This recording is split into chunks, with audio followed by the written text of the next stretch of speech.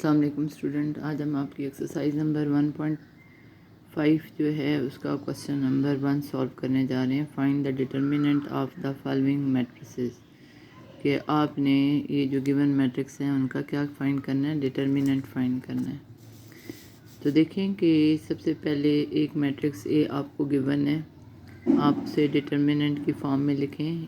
ये जो है ना स्ट्रेट लाइंस मैंने बार की शक्ल दी है, ये डिटर्मिनेंट का साइन है, और ये स्क्वायर ब्रैकेट जो है वो मैट्रिक्स को शो करती हैं। या मैट्रिक्स लिखने के लिए आपको स्क्वायर जो है ब्रैकेट उनका इस्तेमाल करना पड़ता है।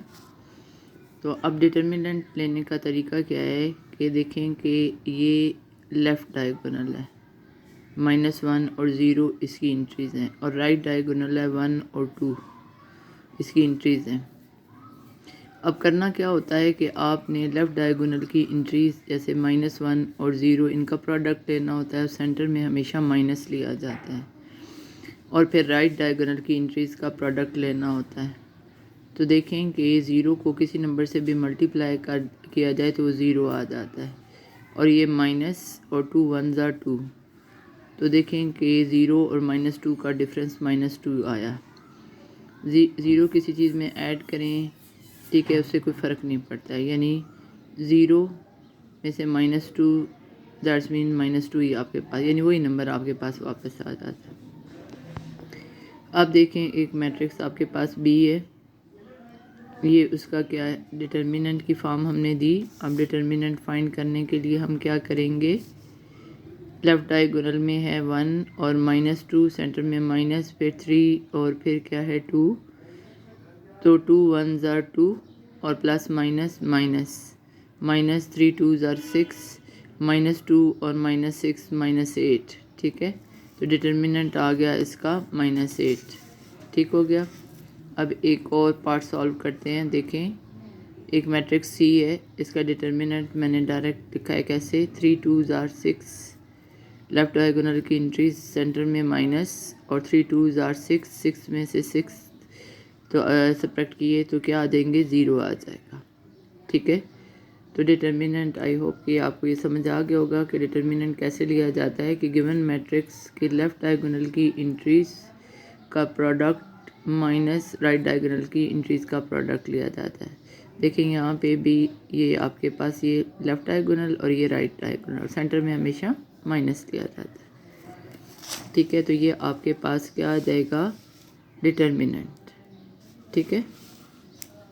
अब देखें क्वेश्चन नंबर 2 सॉल्व करते हैं। Find which of the following are singular और नॉन सिंगुलर।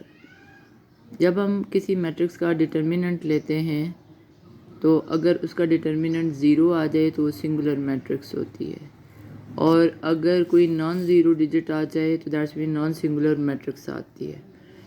यानी कि कोई नेगेटिव पॉजिटिव कोई भी नंबर, 0 के अलावा कोई भी नंबर आ जाए तो वो आपके पास नॉन सिंगुलर होती है, और अगर 0 आ जाए तो सिंगुलर होती है। तो देखें कि सिंगुलर और नॉन सिंगुलर क्यों ली जाती हैं। देखें कि जब भी आपने इक्वेशंस का सॉल्यूशन थ्रू मैट्रिक्स करना है तो फिर आपको सबसे पहले डिटर्मिनेंट फाइंड करना पड़ेगा। अगर डिटर्मिनेंट 0 आ जाए तो इन इक्वेशंस को हम सॉल्व नहीं कर सकते, यानी उनका सॉल्यूशन सेट नहीं होता। लेकिन अगर कोई नॉन ज़ीरो डिजिट आ जाए, यानी कि नॉन सिंगुलर मैट्रिक्स आ जाए, तो फिर उसका सॉल्यूशन सेट पॉसिबल होता है।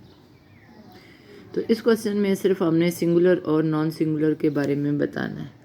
तो देखिए कि आपके पास एक मैट्रिक्स है A, आप उसका डिटर्मिनेंट फाइंड करिए ठीक उसी तरीके से जैसे हमने ऊपर फाइंड किया है, कि लेफ़्ट डायगोनल की इंट्रीज 3 और 4 इनका प्रोडक्ट ले ले, और राइट डायगोनल की इंट्रीज 6 और 2 इनका प्रोडक्ट ले लीजिए। 3 4 ज़ार कितने हुए 12, और 6 2 ज़ार कितने हुए 12। 12 में से 12 यानी 12 में से 12 सब्ट्रैक्ट किए तो क्या आ जाएंगे, 0। तो क्योंकि डिटर्मिनेंट 0 आ गया है तो जो गिवन मैट्रिक्स है वो क्या है, सिंगुलर है, यानी कि इसका सोल्यूशन सेट पॉसिबल नहीं है। लेकिन यहाँ हमने सिर्फ ये बताना है कि ये सिंगुलर है, यानी 0 आ गया है तो सिंगुलर है। अब एक और एग्जांपल देखिए, देखें 4 और 2, 4 2 ज़ार कितने हुए 8, माइनस आ जाएगा सेंटर में, और 3 1 ज़ार क्या हो जाएंगे 3, ठीक है। ये दोनों आपस में और ये दोनों आपस में मल्टीप्लाई होंगे, सेंटर में हमेशा माइनस लिखा जाएगा। तो 4 2s are 8, 3 1s are 3, तो 8 में से 3 सब्ट्रैक्ट किए तो कितने आए 5। तो ये आपके पास नॉन सिंगुलर मैट्रिक्स हो गई। अब देखिए एक और मैट्रिक्स हम लेते हैं। इसकी जो लेफ़्ट डायगोनल है उसकी इंट्रीज़ हैं 5 और 4 और राइट डायगोनल की इंट्रीज़ हैं -10 और -2। तो देखें 5 4s are कितने हुए 20। तो यहाँ देखें 10 2s are 20, माइनस और माइनस प्लस और फिर प्लस को माइनस से किया तो ये क्या आ जाएगा माइनस, या यहाँ से भी माइनस और माइनस प्लस, प्लस और माइनस माइनस। तो देखें कि 20 में से 20 सब्ट्रैक्ट किया तो क्या आया 0। तो ये आपके पास सिंगुलर मैट्रिक्स आ गई। ठीक है, तो डिटर्मिनेंट लेने के बाद ये डिसाइड होता है कि मैट्रिक्स सिंगुलर है या नॉन सिंगुलर। अगर डिटर्मिनेंट 0 आ जाए तो फिर सिंगुलर, और अगर डिटर्मिनेंट जो है ना 0 के अलावा कोई नंबर आ जाए तो वो आपके पास क्या होती है नॉन सिंगुलर मैट्रिक्स होती है। तो आई होप ये क्वेश्चंस आपको दोनों समझ आ गए होंगे। तो इंशाल्लाह नेक्स्ट वीडियो में नेक्स्ट इसके क्वेश्चंस एक्सरसाइज नंबर 1.5 के सॉल्व करेंगे। तो अगर आपको मेरी वीडियो अच्छी लगी है आपने मेरे चैनल को सब्सक्राइब करना है। अल्लाह हाफिज़।